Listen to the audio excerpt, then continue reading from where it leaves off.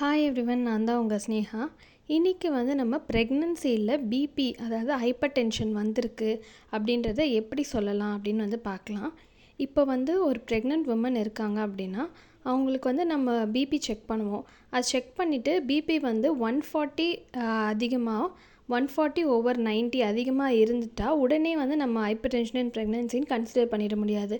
அவங்கள 2 different அக்கேஷனில் check பண்ணணும். 2 வாட்டி கொஞ்சம் டைம் கேப் எடுத்து செக் பண்ணலாம். இல்லை 2 வாட்டி வேறு டைமில் செக் பண்ணி பார்த்தோன்னா அவங்களுக்கு அதே மாதிரி பிபி 140/90 இருந்துச்சுன்னா, அதே மாதிரி அவங்களோட கெஸ்டேஷன் வீக் இருக்கும்ல, அது 20 வீக்ஸ்க்கு மேலே இருந்துச்சுன்னா நம்ம ஹைப்பர் டென்ஷன் அண்ட் ப்ரெக்னன்சின்னு கன்சிடர் பண்ணலாம்.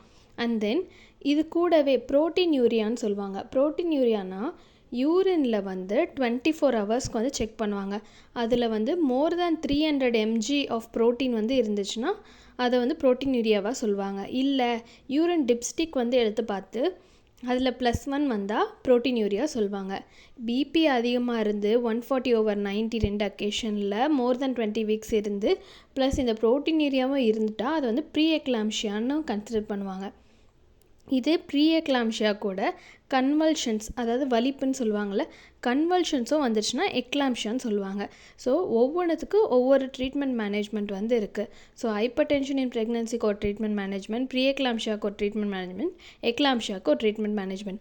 நம்ம எக்லாம்ஷியா ஸ்டேஜுக்கு போக விடக்கூடாது. நம்ம அதுக்கு முன்னாடியே நம்ம இன்டர்வென்ஷன் பண்ணி அதை தடுக்கணும். இது நம்ம ஹைப்பர் டென்ஷன் அண்ட் ப்ரெக்னன்சி இப்போ பார்த்தோம். இதே க்ரானிக் ஹைப்பர் டென்ஷன் அப்படின்னு சொன்னால் என்னென்னா, இதே மாதிரி பிபி மோர் தேன் 140/90 இருந்து 2 அக்கேஷனில் பார்த்து, ஆனால் வீக்ஸ் லெஸ் தேன் 20 வீக்ஸ், அதாவது அவங்க ரொம்ப காலமாக அவங்க ப்ரெக்னென்ட் ஆகிறதுக்கு முன்னாடியிலேருந்தே அவங்களுக்கு பிபி அதிகமாக இருக்குது அப்படின்றது அர்த்தம். அதுதான் க்ரானிக் ஹைப்பர் டென்ஷன்னு சொல்லுவாங்க.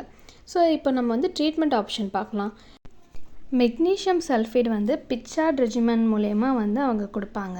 இப்போ மெக்னீஷியம் சல்ஃபேட் எப்போ கொடுப்பாங்கன்னு பார்த்தீங்கன்னா 24 ஹவர்ஸ் ஆஃப்டர் டெலிவரி கொடுப்பாங்க. அப்படி இல்லைன்னா 24 ஹவர்ஸ் லாஸ்ட்டான கன்வல்ஷன்ஸ், அதாவது வலிப்புன்னு சொல்கிறாங்களா, அதுக்கு அடுத்தது 24 ஹவர்ஸ் கழித்து கொடுப்பாங்க. இருக்கிறதுலே எது லேட்டராக இருக்கோ அதை விச் லேட்டர் அதை ப்ரிஃபர் பண்ணுவாங்க. இதை டாக்ஸிட்டி ஆயிடுச்சுன்றது எப்படி கண்டுபிடிப்பாங்கன்னா, நீ ஜர்க் செக் பண்ணுவாங்க.